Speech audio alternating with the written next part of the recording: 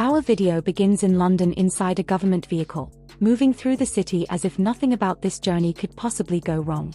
Julia Montague, the Home Secretary, sits in the back seat alongside her principal protection officer, David Budd, a man shaped by two brutal tours with the Royal Albion Regiment in Helmand Province. Their conversation is mid-flow when violence erupts without warning. A single shot shatters the calm and kills the driver instantly, turning an ordinary commute into a desperate fight for survival. David's instincts take over as gunfire hammers the armored shell of the car. He forces Julia down below the window line, radios for support, and steadies her fear by assuring her the vehicle will hold. Yet waiting is not enough. Using his phone camera to scan the street, David identifies the sniper's rooftop position and, despite being told backup is minutes away, takes control himself. He drags the fallen driver aside, gets behind the wheel under fire, and maneuvers the car into cover before storming into the building. On the roof, face to face with the assassin, David realizes the truth is more devastating than the bullets. The shooter is a former comrade from Afghanistan, a man who believes Julia must die for the greater good.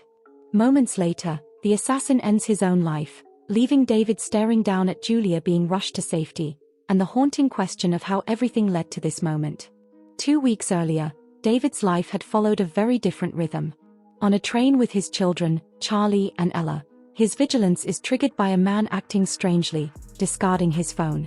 When the threat becomes real, David leaves his children in the care of a stranger and confronts what he believes is a lone bomber, only to uncover a woman named Nadia strapped with explosives.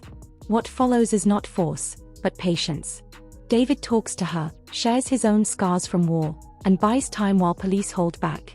As snipers take aim and pressure mounts, he shields Nadia with his own body until the explosives team disarms her. His calm heroism saves countless lives, but it also pulls him into a world far more dangerous than he realizes. That single act of bravery earns David a new role as Julia Montague's bodyguard, placing him at the heart of political power. Julia is ambitious, public-facing, and dismissive of caution, the opposite of David's quiet vigilance. As days pass, their relationship shifts from professional tension to uneasy trust.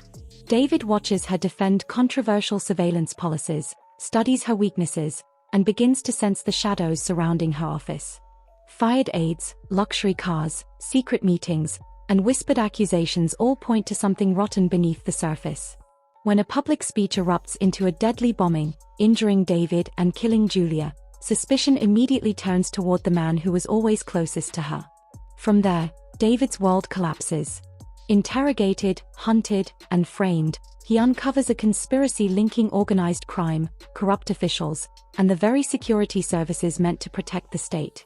Betrayed by allies and forced into hiding with a bomb vest strapped to his chest, David fights not just to survive, but to expose the truth.